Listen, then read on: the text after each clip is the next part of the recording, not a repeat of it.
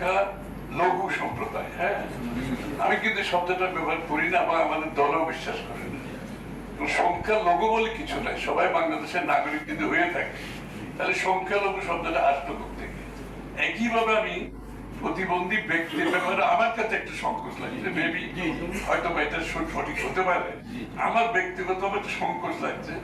প্রতিবন্ধী বলা মানে আমি আবার একটা বিশাল জনসংখ্যাকে বাংলাদেশে আমার থেকে মনে হয় আলাদা ভাবে দেখছি, কারণ আমি আলাদাভাবে দেখতে চাচ্ছি না।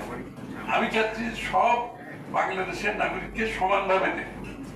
তো সুতরাং সেই প্রেক্ষাপট থেকে, সেই চিন্তা থেকে আমরা আগামীর বাংলাদেশে